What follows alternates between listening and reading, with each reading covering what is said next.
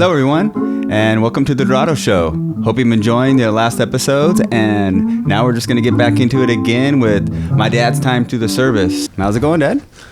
Hey, pretty darn good, son. Let me get this, there we go. All right, you're locked in. What is it? Wang dang doodle. Putting this sucker on. All right, here we are. All right, very good. Yeah, we're back. All right. Yeah, hope the guys all had a pleasant week and that kind of thing. And here we are back in another show. Yeah.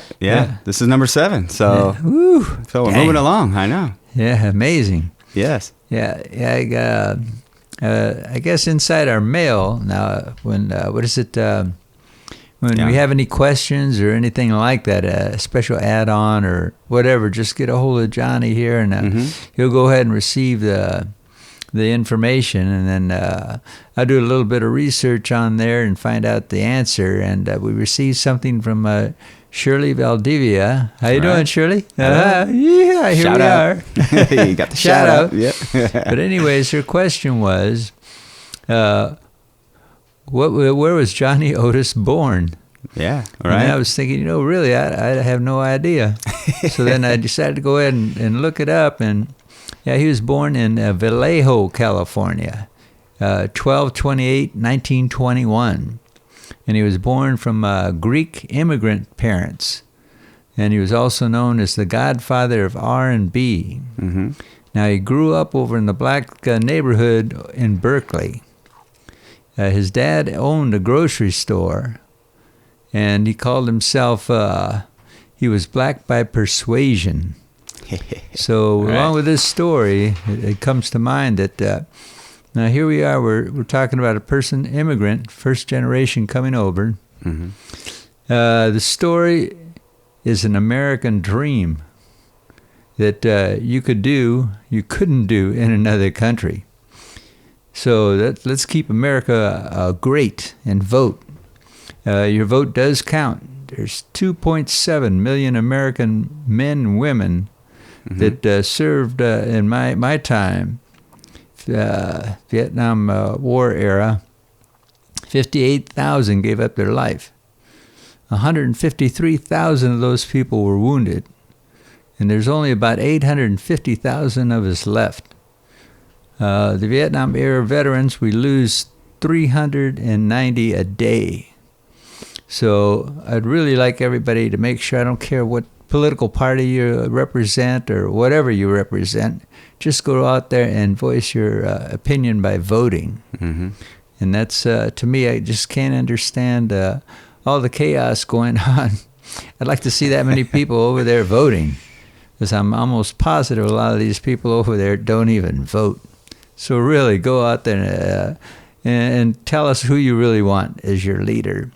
And thank you. Yeah. That's it. Well, that's great. That's about it. And then thank you, Shirley, for questioning that. I was thinking, Johnny Otis's name wasn't Johnny Otis. So that's right. Oh, really? Yeah, it was actually Ioannis was his first name. Ioannis? Yeah, how do you say that? Ioannis? Ioannis. Yeah, sounds about right. Alexandris, Alexandres. And his last name was Veliotes. So it was. All right. He decided to go ahead and do like my great Uncle Key. Yeah. Change his name to Keys. Yeah, well, that's a lot of people do, right? Surely, come over. Put in a plug for your dad.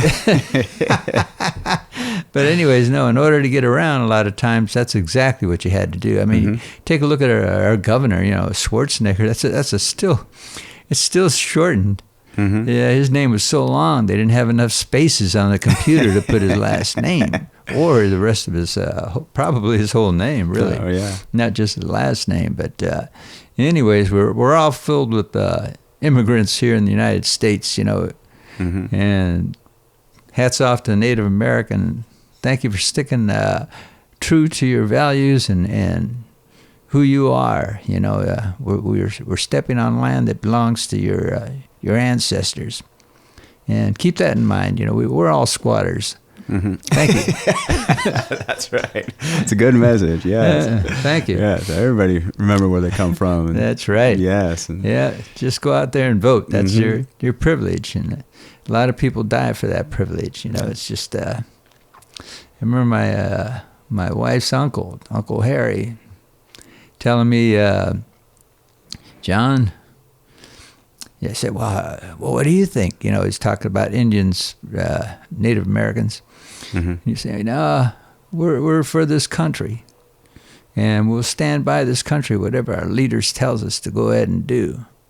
Now, we got our differences, but you got to go out there and take care of our country. This is ours. That's right. So keep that in mind. This is our country. And so in order to go ahead and show your support, you've got to go out and vote. Get the right guys in office. Well, that's a different story, but we won't get into that deep end of politics. No, but don't need to go there. All we can do is pray to the east for you other people. We get somebody in there. But anyways, just go out there and vote. And thank you again. All right. Yeah, I think what was it last time? I think we were still in Waco, Texas. Yes, we were. And then we were over there. We were talking earlier about the darker side of town, which would be where Ike and Tina and all the Howling Wolf, Muddy Waters, all these people were there. And I feel so bad that I missed them when I was there, because that was in their formative years. So can you imagine? Right. The excitement. Of course, I was fortunate enough. One of my teachers back in the day, Bernie Pearl, his brother owned the Ash Grove over in Hollywood. And we used to go out there and sit outside because we couldn't afford to go in all the time.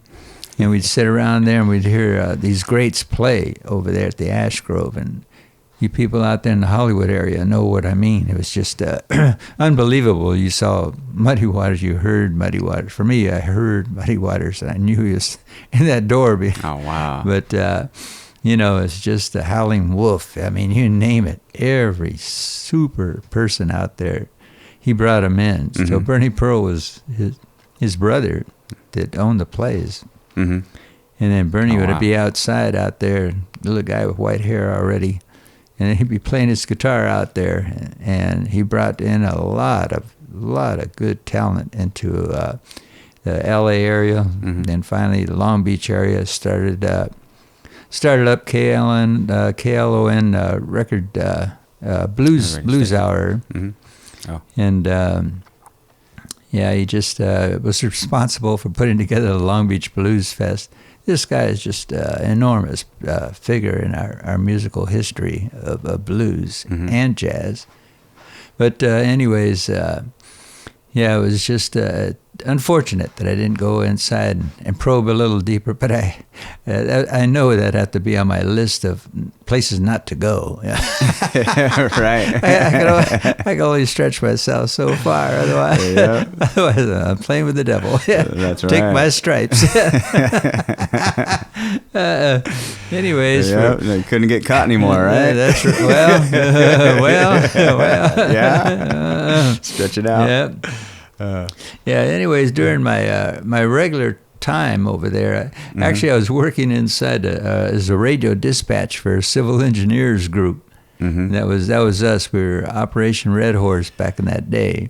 That's what we were being trained to do. That was to repair the runways after they were blown up and things like that. And for me, I was inside. They asked me if I wanted to go ahead and be work in the computer room. His computers were just coming out. You had these little IBM Hollerith cards, and you had to type in everything. And that seemed pretty interesting. But I was watching that dispatch room, and I was saying, I think it was an available slot.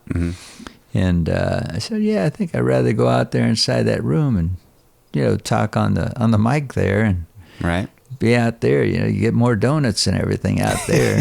So what the heck? That's the other place here. They'd be watching me. It'd probably time me for how many cards I punched out in a day. All right. But I go inside that radio room now. This is a whole lot better. Drink coffee, eat donuts, talk to everybody. All right. Can't beat it. Keep things moving. That's right. So anyways. So you ended up there? That's where I ended up. Okay. I ended up right there. And then aside from doing that particular duty, then I also had, it was taking care of the maintenance of all the base. The whole base was included in this, base housing and buildings and everything else. Civil engineer took care of everything that needed to be taken care of, pipes breaking, plumbing, electrical, you name it. Yeah. So anyway, we'd send our civilian staff out there to go ahead and make those repairs. And then the good part of this picture was I took care of their time cards. So because I took care of their time cards, naturally I could authorize OT if they needed to go ahead and do whatever. And the real good part of that is on the weekends and stuff, then they'd invite me over to go over to their place. Oh, cool, yeah. Now here I am, a Southern California guy. I'd never seen these big old ranches and everything. These people lived on this big old lawn that everybody had like a fishing hole in their yard. It was like a lake. Oh, wow. It was unreal. I was going, oh, my God. That's interesting. You keep on driving, you'll finally get to the house. But, what you want to do is just go fishing in my lake over there. Bring your friends. That's all right. Oh, that's so cool. Yeah. Right. So anyway, that part was pretty darn good. So, yeah, that was great. Then, aside from that, then I had to do administrative duties. That really, I was pretty good at that.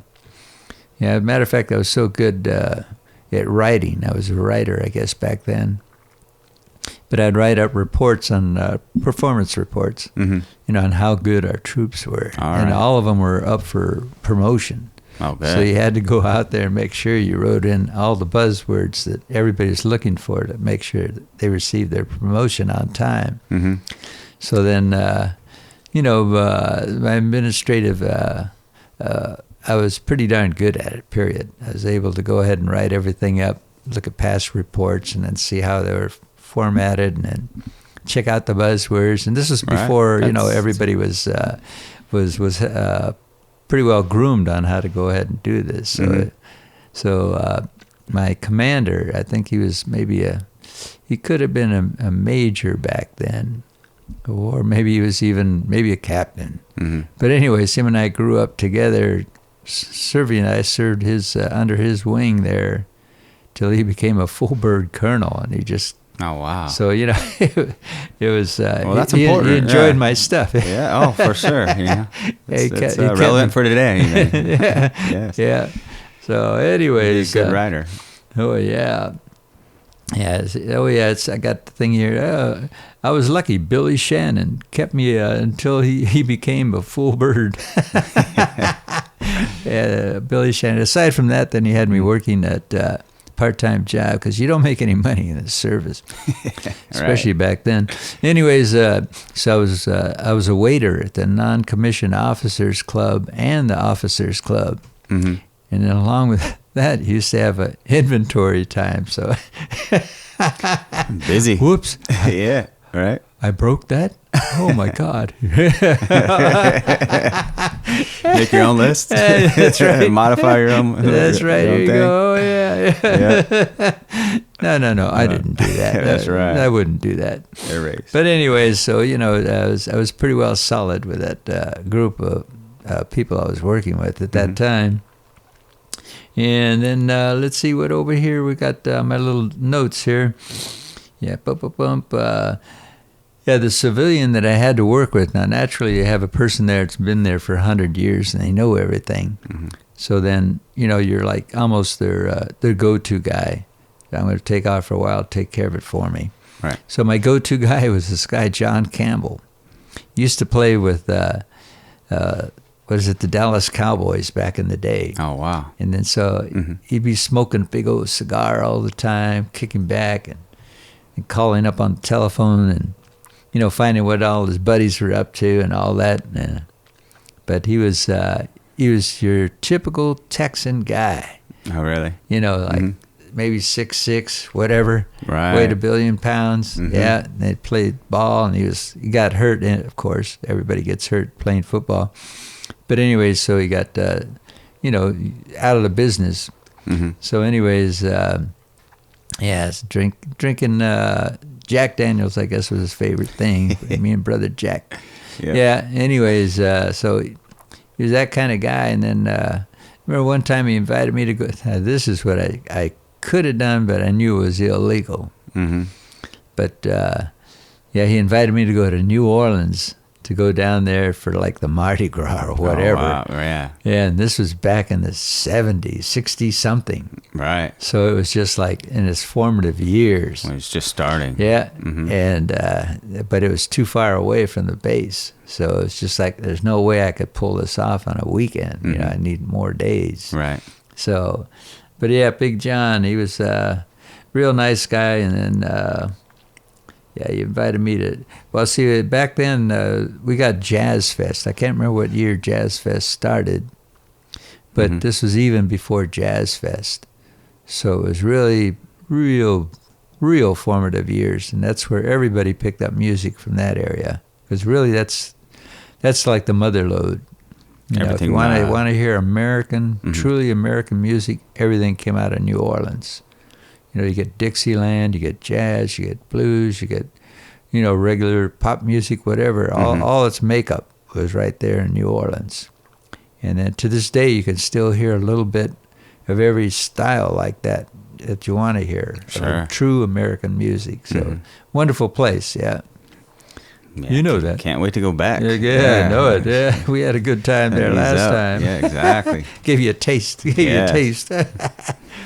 Anyways, well, yeah, then let's see, that wraps it up for my job and stuff. But then on Sundays, a lot of times I'd run down over to the Mexican side of town.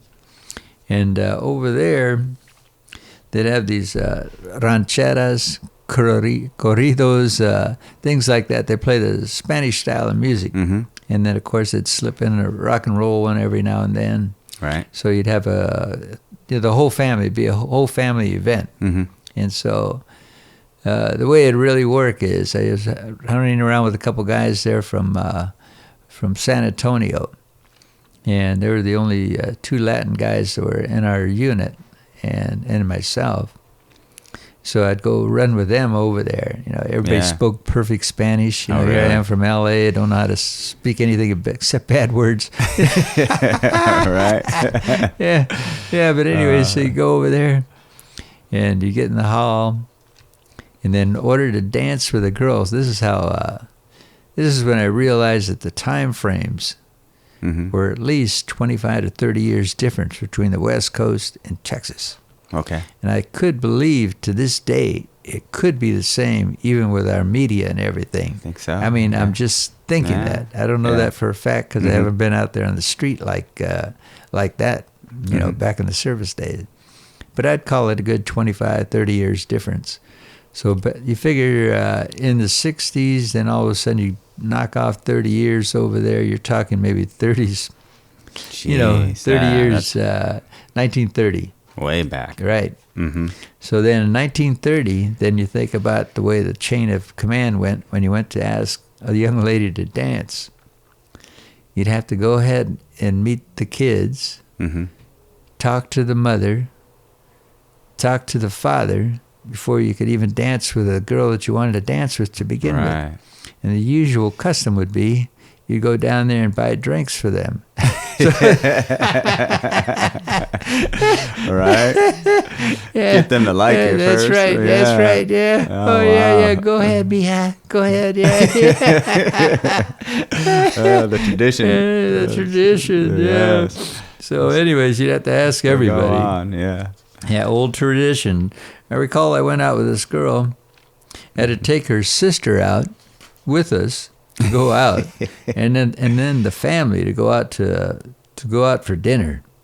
So everybody would stay together as a whole really? big unit. Oh yeah, and it was just sounds totally comfortable. different than here. I mean, hey, Sure. you want to go out and have a burrito? Yeah, heck, let's go. Right. Tacos. Let's have a sandwich. Whatever. You'd go out. Right. Over there, no, tighter than a drum. Yeah. Yeah. Oh, Watching. yeah. With the eagle eye. That's right. Yeah. Yeah. You have to buy everybody? Well, no, they were pretty nice about that. I was I remember eating this. It was probably a burrito, Uh-huh. but maybe it wasn't a burrito. But anyways, it was Mexican food, It couldn't have been a burrito. Yeah. Yeah, because I had to ask for a fork. They didn't even serve forks back then. Oh, wow. So you went over there and you just picked up everything with tortillas. Oh, tortillas, yeah. Okay. Tortillas, All right. yes. And get the tortillas out. Yes. Go ahead and wrap that around your beans and rice. Right. And there you go, you know. Yeah. Because I remember going to this place and they said, I said, you got any silverware? They all looked at each other like, oh, what is this guy? Right. Primitive? You know? Yeah, no. So anyways, then I just recalled everybody doing the hands thing, you know, with tortillas. Sure. But then on the other side of the coin, I remember going to a middle-class place to go to have barbecued beef, you know, sandwiches and that kind of thing. Mm-hmm. We'd go over there and they'd just stick out the barbecue right on like, what is it, wax paper. Mm-hmm. And they'd just put it right there in front of you. And they'd put a loaf of bread over here. And you just grab the thing over there and you might dip it. Yeah. Then you eat it along with a Lone Star beer. Come on, you're in heaven. You didn't have too much money. It's Black Label. You know, you drank a Black Label beer. That's funny. Sounds good right now. Oh, yeah. Yeah. So anyways, you know, that's the way things were back then. Yeah. And so you look at the difference between there and then here I was brought up the other way, you know, proper sitting and put your towel down. And your fork had to be on this side and your spoon and knife. And then you go over there and it's just like, oh, no, you know, free for all. Get in there. Etiquette, right? Yeah, you're eating. That's right. Yeah. It's time to eat. Go ahead. What's wrong with you, boy? You're too slow. It's all gone now. That's when they'll single you out for sure. That's right. The outsider coming in. That's right. Yeah. So anyways, that was on the Latin side of town. And then the other side was, like I said, the regular people, were regular working class. So, and then highbrow, I never did make it to a highbrow restaurant. It was just like, I can't remember, in maybe the mid-60s. I mean, not mid-60s, about 69, 68, about 69, I think. I think the wife found one of my old pay stubs, and it was maybe $160 a month. And that was to take care of her and my child and myself for a month. $160. Now, come on. Man. Yeah, I don't know. You know? Right. Cost of living wasn't that low, right? That's right. Yeah. Yep. Get by on that. That's right. Yeah, after learning, what I did learn quite a bit over there, that aside from the music end was as much as I could do for the time that I had off. And I was fortunate enough to go out there and, you know, realize Tina, where Ike wouldn't let me talk to her. And but anyways, yeah. So aside from that, what I did learn about was how to fish, how to hunt rattlesnakes, and go gar fishing, and with a crossbow, and frog gigging at night. Gar fishing? Yeah, gar fishing. What's that? You got these fish that are like alligators. And then what you do is you get a crossbow, and then you shoot at them in the water. Now, at first, when you first start doing that, you shoot right at them. But once that arrow hits the water, it lifts up. Oh, sure. So you had to shoot it from the other end and hope the arrow lifted up good enough to get them. So that was it. You'd shoot a little bit ahead, a little bit behind, or wherever the stream was running. Boom, and then you'd shoot it. Up it go, you know. Wow, that's pretty cool. Yeah. That's different for sure. And then you probably don't know what gigging is either. No. Yeah, you got out bullfrogs out there in that area. So you go out there inside there, you got your galoshes on, you're walking out there, and then you got a little spear, and you go out there and grab the... That's gigging? You go out there and gig for those bullfrogs. Would then you cook legs, you the legs would be, that's like the ultimate. Oh, really? Same with rattlesnake. Go out there and catch a rattlesnake, then you strip out the poison. Then you cut the meat over there. Right. That was another delicacy, you know. Yeah. This is what you learn out there inside the real Wild West. Sure, yeah. The West. That's right. So that's what I learned from That's Waco. cool. Yeah. Yeah, what I got from there, we were supposed to head, because I was with Operation Red Horse, so we were supposed to go out to Seoul, Korea, then go TDY to Da Nang and then repair the runways and do what we had to do. Right. But fortunately, I was in administration, so my call would actually be protecting the people doing the repairs. Mm-hmm. I decided to look up to see, because I never did get the opportunity to indulge in that kind of activity, but I was trained for it, but not indulged. Right. But anyways, I found out what they do with the administrative people. When you went out there, then you got a chance to target shoot all the time, and the bullets are coming right back at you. So I was sort of really fortunate that I didn't take off with the group. Yeah. But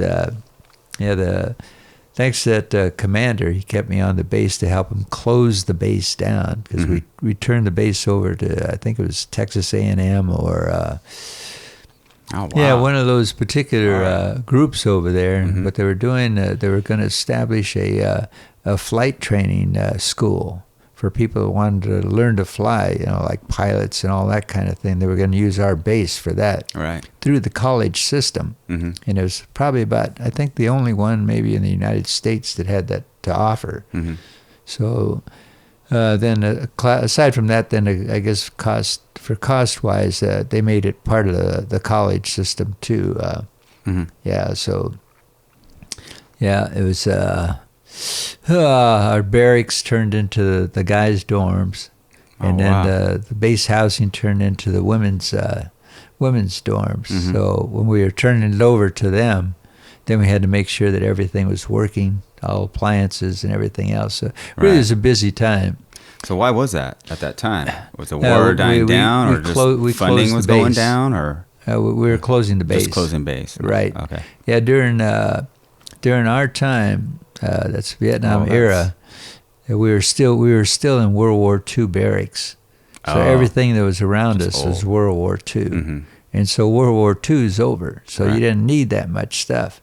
So then what they did is they selectively started choosing places to go ahead and shut down, and then let's see, when I was in Amarillo, that was another place they shut down, because I was in a World War II barracks when that tornado came by, and and then in Waco here, then it was time to shut it over and turn it over to the school. So that's the way that works. So, yeah, they were in the process. Yeah, let's see what else I got for a little note here. Boom, boom, music. Oh yeah. So aside from that part, then we had a gathering. Our group was maybe about 14 of us, I guess. Yeah, we decided to go run up to.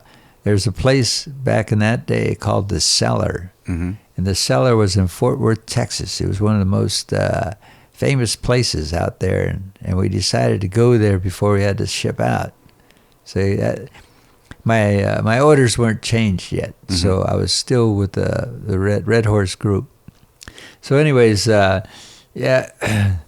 musically speaking, it was the hottest musical place in Texas.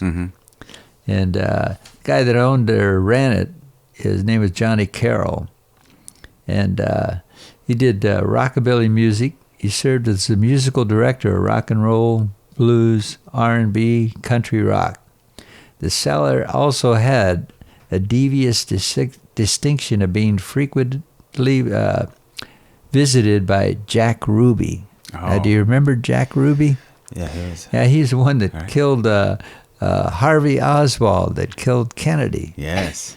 So they also had the reputation where the Secret Service would stop in at that club all the time. So, now that me and the wife, Dee, have been watching The Blacklist, I'm going, interesting. I wonder what really went on, Right. Makes you pretty curious when you go ahead and see what these rascals are up to, Oh, yeah. Yeah, what we don't know. But anyways, so then, some of the bouncers there were really, big bouncers. They weren't little bouncers. These guys are probably kicked off the but it's a Dallas Cowboys team too. Oh, really? But anyways, yeah, they were big guys. Then they had a code out there. If you had a white light on, then that meant that the club, everything was running good. Mm-hmm. If you had a blue light on, since they go by lights, color code. Mm-hmm. If you had a blue light on, that means the police were in there. So for everybody to behave, make sure that everybody had their IDs. Oh wow, yeah. And then if you had a red light on, mm-hmm. then that means that there was a fight going on, and the band had to get up and play right now to go work as a distraction. So, yeah, wow. Yeah. So that's the way it was set up. Yeah, they have that thing. Good strategies for each thing coming out, right? Yeah. The cover. This is a Texas club. Yes. Yeah. But anyways, some like Johnny Nash was there, George Carlton was there, comedian, ZZ Top was there, Dusty Hill. Everybody popped in that place. Oh wow! That's how it was like a whiskey, but only it was in Fort Worth. So yeah.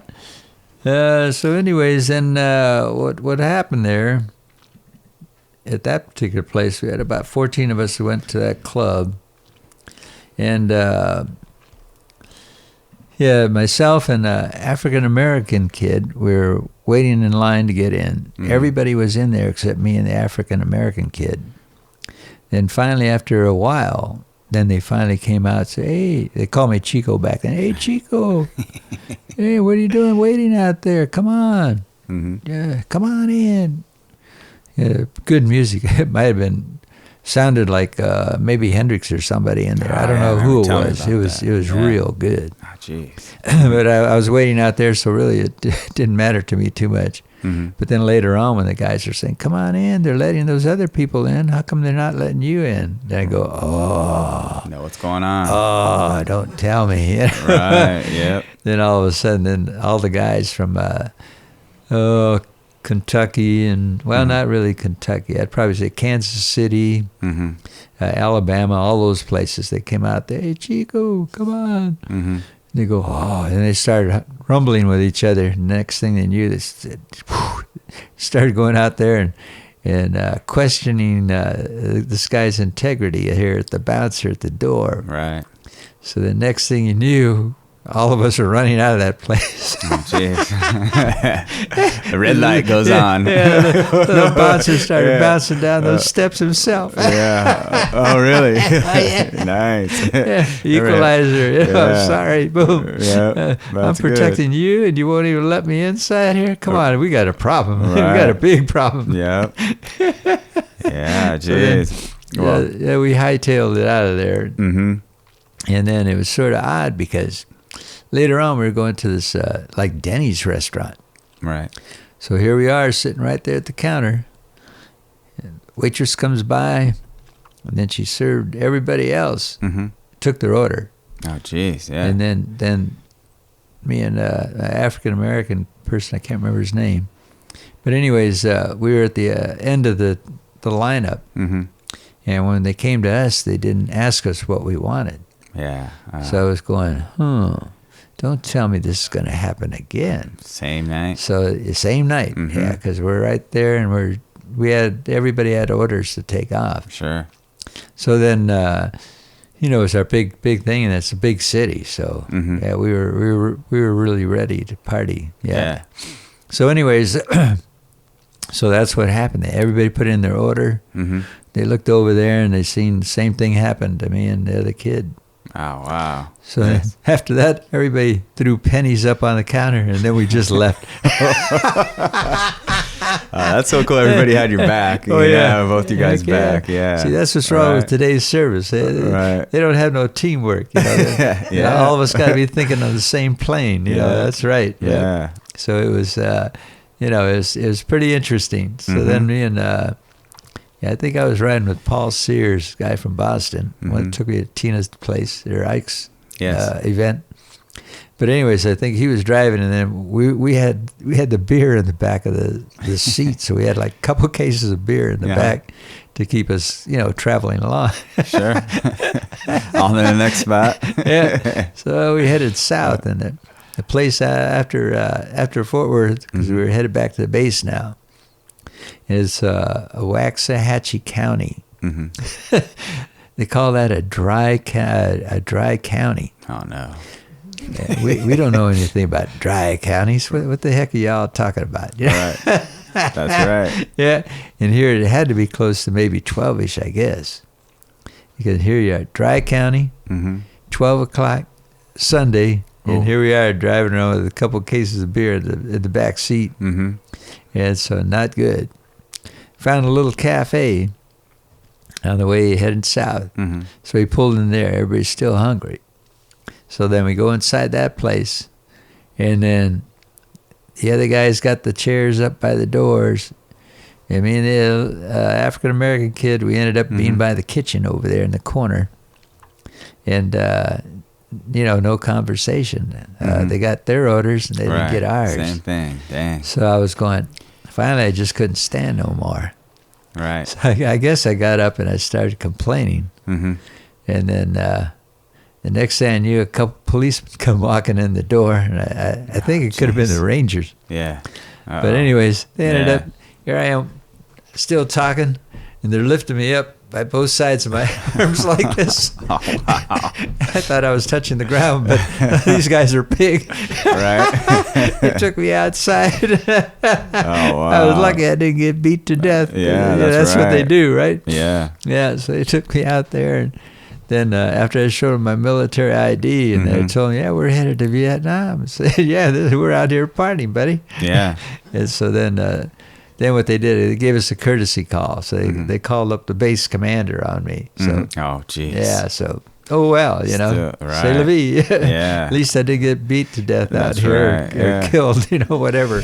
Yeah, you never know. Back in Texas back in those that days. day. Yeah. Yeah. So Pretty tough. yeah, it was pretty darn interesting. All right. Yeah. Yeah. Okay. Let's see. So that was it. That Get was up it to with my that notes then, here. right? Yeah, that was about it. So we headed south, and then after that, of course, I got this. What did I call myself? I said they called my base commander. Mm-hmm. Next thing you know, I got the word to stay on base. No more leaving. I wonder why. Yeah, terrible. Terrible circumstance. It was okay with me because they didn't take a stripe from me. Mm-hmm. And it was my second call to the base commander. So yeah. Then I got over here a story maybe I wasn't going to tell, but I guess I will. All right. Before I head off to super music area, Las Vegas. Yeah. But anyways, the first call was actually Laredo, Texas. Mm-hmm. Now, what happened over there, I was John Campbell over there, a lot of friends over there, of course, were going to Baylor. Mm-hmm. And then I was taking a class over at Baylor too. So, I had the Baylor ID and everything. So all of them wanted to go take off for spring break to run down to Monterrey, Mexico to go party. Mm-hmm. And so I was going, not a bad idea. Interesting, yeah. But if I go with those college kids, you don't know when they'll be back. Mm-hmm. Yeah, I could only do whatever a small amount of time. So right. So I think it was me and Paul again.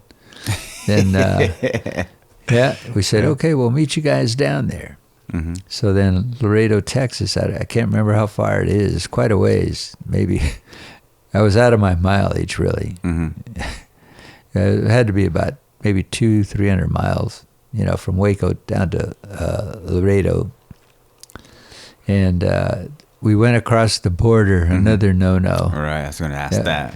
All right. That border was, you're not supposed to go to a foreign country. Sure, yeah. Especially us, we were like on almost yellow alert. Mm-hmm. So it was bad. I shouldn't have gone. But anyways, the excitement of it all. Here you are. Yeah, let's go. Yeah, sure. Yeah. I couldn't do New Orleans. That was 500 and some miles. There's no way I could pull that off. Yeah. But this one's shorter. Then we'll run through Austin. Maybe we'll go ahead and catch a club down there on the way down. All right. But anyways, so we were down there at the border. And then we found out that Monterey was shut down because too many kids were there. So they shut Monterey down. Oh, wow. So the next spot was Nuevo Laredo. It's on the other side, Mexican side of, in Mexico. Mm-hmm. So we got Laredo, Nuevo Laredo. Right. So then we started partying in that area. So everything was real good. Mm-hmm. And then back in that day, it tipped quite a few. So then I believe somebody slipped a joint in my pocket. Oh, no. So here I am coming across the border after the day was over. Yeah. And the night and all that stuff, the partying. Mm-hmm. Here I come across, and boom, policemen pull me over. Right. They touch my pocket. What is this? I said, well, it looked like a smashed cigarette. I don't know what that is. Oh, no. Then they go over there. Yeah. Marijuana. Oh, Oh, no. that's horrible. This is Texas. You had Timothy Leary back in the day got a life sentence for bringing over drugs, and, That's right. And here we are in Texas where they don't allow any of that stuff. They still And don't. here I got mine right here in my pocket, and I don't even know how I got there. And I was thinking, that chick, shit. I should have gave her a bigger tip. They're messing with you. Yeah. So they had to know, because here I'm going through the border, Right. and then they isolated me out of the group. Oh, man. So it was just like, so that means they got the tip. All right. So everybody said ahead of really? time. Well, they probably That's- get paid. Yeah. You go over there, they get some extra money. So it's like, Sure. yeah, we took your tip. Here's your $5. Thanks. Mm-hmm. Right? Oh, man. Mm-hmm. Oh, you got to remember that's the way The hustle. everything worked. Yeah. The hustles were all around. Uh-huh. So, yeah. But anyways, here I am coming back, and sure enough, the guys had to call up the commander. So they called the commander down there at Laredo. Right. Then he couldn't do it. He couldn't help me out. So then they called up my commander over there in Waco. Now, see, I could have really got nailed again. Yeah. But that was my first call. Mm-hmm. This other call was the second call. But then finally he just told me I couldn't leave the base no more. Yeah. Ooh, so did somebody have to come down to come get you, or was it just a phone call? When I come back, they were able to at least phone calls. Yeah, or I told him I was got you? with Paul, and he said, okay, well, when you come back, come straight over to me. Right. So then, so again, he covered my, Billy Shannon. Yeah, he took care of me. Yeah, all right, all the way around. So damn. Yep. he made sure I didn't get the real axe. Right. Because That's the great. way the military works, geez. when you do an infraction against the public or whatever the rules are, then what they do is they override it. Okay. And then you have to go ahead and pay your dues on the base. Sure. So they could have sent me to brig if it was real bad, or in this case here they could have taken my stripe. So, or stripes, yeah. So you got Article 15s back in the day. But anyways, a lot of these other guys, they got. A lot of the Marines, you talk to the Marines, say, how many stripes did you end up with? Oh, one. Oh, how come? Well, come on, I had a good time. That's how you can gauge how good a time you had? The only lifers worry about them stripes. I'm not staying here. Right, yeah. Get the heck out of here. You got your contract. Get there in, you go. Get out. Yeah. Free pass out. Get That's out of right. jail free. Yeah. But anyway, so that was it. Yeah. That was that was my episode out over there, and I got pulled into the office, and then let's see, yeah. So that's what happened there. Oh, wow. Now, this other story that I wasn't going to tell. How do we look for time, darling? You got time. Do I? Okay. All right. Okay, here we got are. time. This is probably Engineer. going to happen in our other chain of episodes. Now, what I've done so far, what we've done, we've gone over here and given you the light side of our experiences. Sure. Now, after that, I'm going to give you the other version of different things that really occurred that I wasn't able to mention because I'm just right here talking about, music and that kind of thing. But then the other adventures are movie perfect. And this is True. this right here, this other adventure here was another fortunate experience for me. But what happened here, now I'm restricted to base, I can't go any place.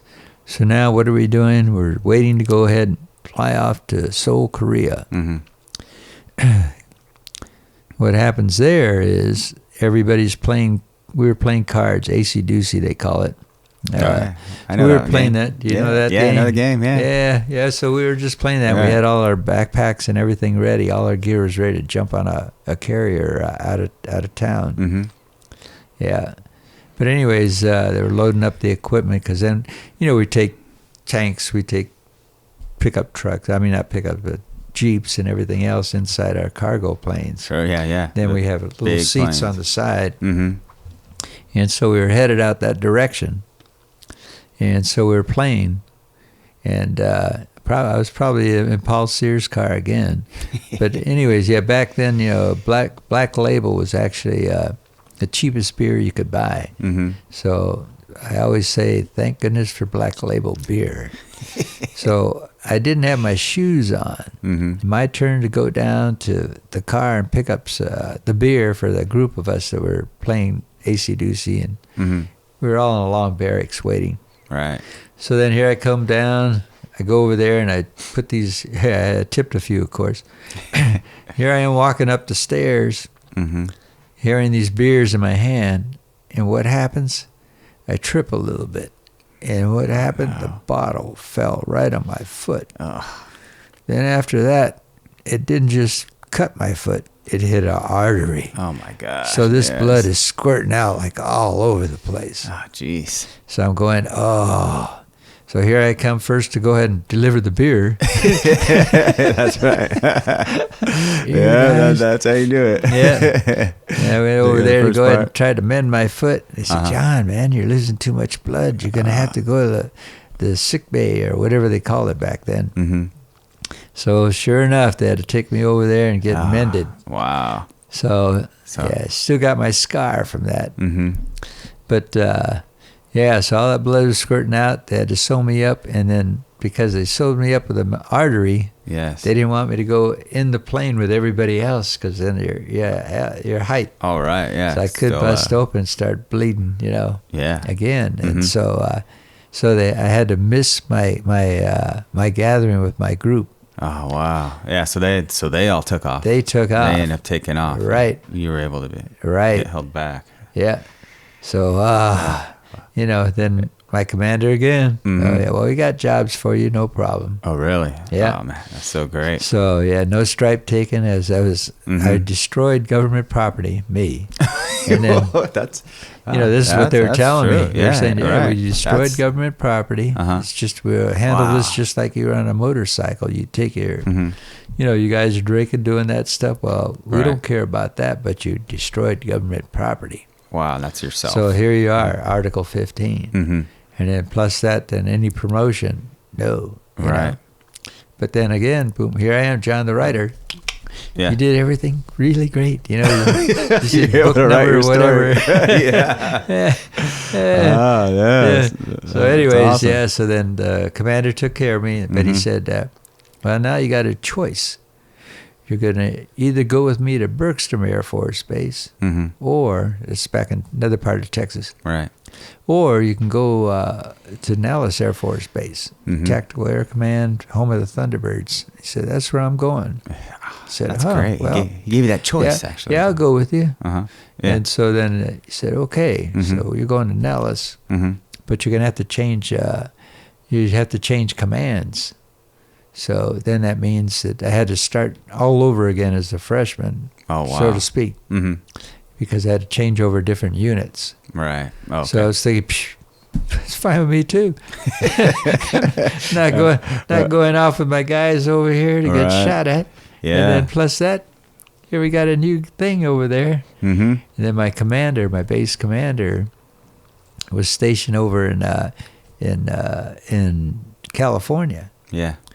So I never even seen my commander the rest of the time I had in the service. I talked to him on the phone. So. Yeah, just checking in. Yeah, he'd check in. But then the general of that base always checked on me. So he sent over a spy, Harold, all the time to check to make sure I was doing everything right. Oh, really? Yeah. But so That's what? Good, here I am. I'm cool. But he was taking care of you as well. Right. Oh, yeah. the whole time. So it was great. Yeah. Oh, yeah.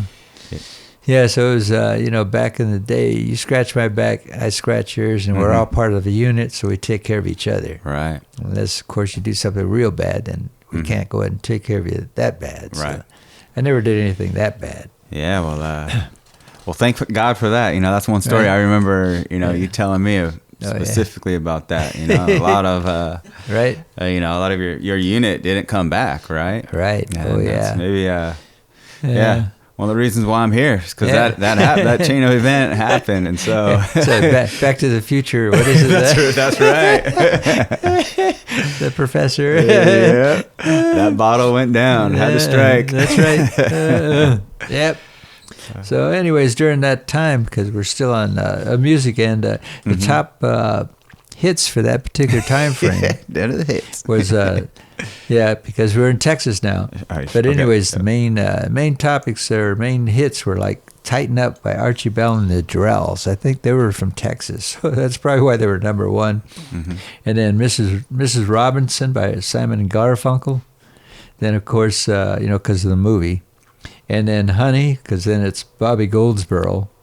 And then The Good, Bad, and the Ugly, because the movie again, Hugh Montenegro. And then the song, sort of odd, the Beautiful Morning by the Rascals.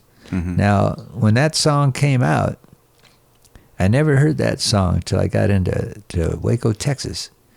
And I said, well, who is that? That is so good. Oh, man, you don't know the Rascals? You don't know the Young Rascals? I said, no, I don't. Well, where are you from? Oh, I'm from New Jersey. It's all over the East Coast.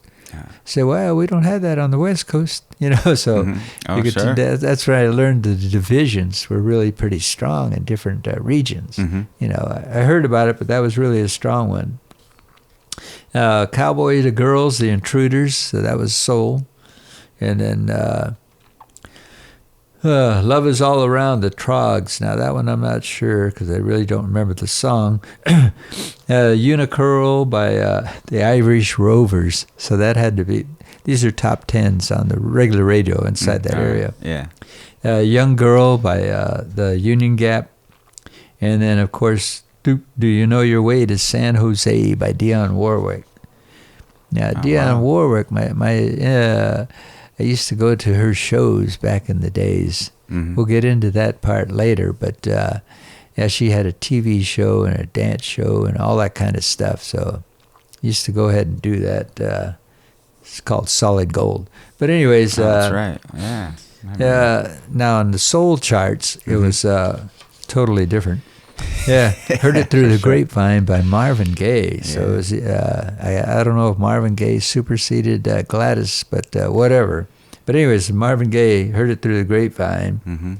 For Once in My Life, Stevie Wonder. And then next, Chain of Fools, Aretha Franklin. Sitting on the Dock of the Bay, Otis Redding. Yeah.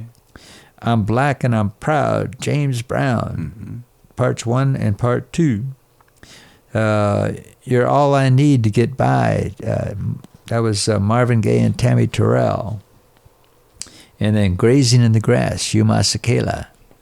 And Stay in My Corner by the Dells. Who's Making Love to Your Old Lady? Anyways, Johnny Taylor. And then Think, Aretha Franklin. So on that particular group right there, that was a soul group for that area. And that's great. How do we look? Yeah. Okay. All right. Okay, let me see if I could drum up a quick story on here.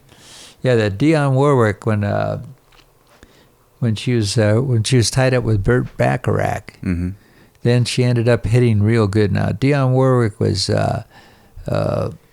what's her name? Boom. Whitney Houston's godmother or aunt. I think she was an aunt. Really? Yeah, I can't remember. So then, So then, Whitney Houston ended up. She grew up in royalty, really. So she got the best training, best everything that the world could give to her. So it was such a tragic event to have her go ahead and pass on. Right. But then sometimes when when you reach those heights of success, then you finally forget about, everyday living. Mm. And then what's there going to be tomorrow? All of a sudden you get I remember hearing something about when you hear the sound of the crowd. Mm-hmm. Yeah, I've heard this quite a few times. You get that rush, and then it you love it so much that you want it back. It's sort of like a you just can't describe the amount. It's like a heroin. Right, that You dopamine. you get it, rush. you want it back, Mhm. and it's the only way you got to get it back is to duplicate it, and all you want is your next event to go ahead and duplicate that same experience. Mm-hmm. The high. Right. And so here, Dionne Warwick was so powerful inside, along with Burt Bacharach, her writer was so good Mhm. and player, that he matched everything up like Frank Sinatra.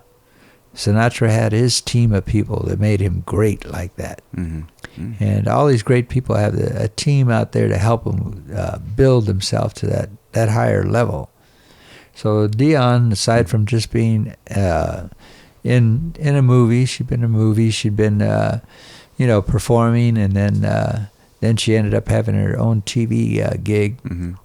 and so she did almost all the above that you could ask for in the entertainment business, that direction. Then Whitney, boom, here's Whitney doing the same, following the same patterns, thanks to her aunt there to go ahead and give her the direction. Mm-hmm. So really, I did get a chance to go ahead and talk to her and all that kind of thing. So it was one of those experiences that you don't forget, but at the same time you realize all these powerful people are the same as you. Right. Once upon a time I was out there looking to go ahead and speak or surround myself with some of the biggest people in the world. So then when I was doing my little adventure for that, I could stick Dionne there, but I didn't have her in mind. Mm-hmm. Instead, I remember I was at the Coliseum, and it was a gathering of giants. All right. You had Nelson Mandela there. You had Al Sharpton there. You had Jackson there. You had all these powerful people in the black community. I was pretty strong in their belief about equality. Right. And so naturally I had to see Nelson Mandela. And by some strange reason, I ran into all these guys walking across the grass. So I said, "Hey, how you doing?" Wow. Unreal. That is so unreal. you just can't tell what happens, but then you realize that they are walking. There they are, same air, same ground, same everything. Mm-hmm. We're all equal in that sense. Right. And then just situations make you seem greater for that small moment of time. Mm-hmm. That you are considered great, but it's greatness it takes 20 or 30 years to get that kind of recognition. So sure. All these people, they got help. Oh yeah. So you can't ever do anything by yourself. I guess the big message on that one would be, it's just you always need your team. Mm-hmm. So I guess our whole thing right here, our whole show really was on the blessings of the team. Right. The team kept me out of trouble. Mm-hmm. Team supported me. Right over here, we're closing the show with the team over there supporting everybody. So, yeah, go out there and vote. We need a team effort, and that's it. That's right. We need to go ahead and put in the right person for the time. Not the right person, but the right person for the time. That's right. Yeah. But anyways, I thank you. And then we'll see you next week. Next week, we'll be heading into Vegas, so All right. dial in. Yes, absolutely. All right. Let's do our little cheers for this one. All right, here we go.